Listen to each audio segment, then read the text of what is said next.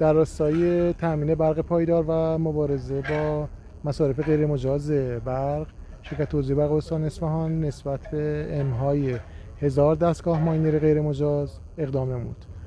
این 1000 دستگاه معادل مصرف 10,000 منزل مسکونی هست در ماه. مجاز رمز ارز برای استفاده کنندگانش باعث تشکیل پرونده‌های قضایی میشه. جرایم سنگینی در نظر گرفته شده برای این موضوع.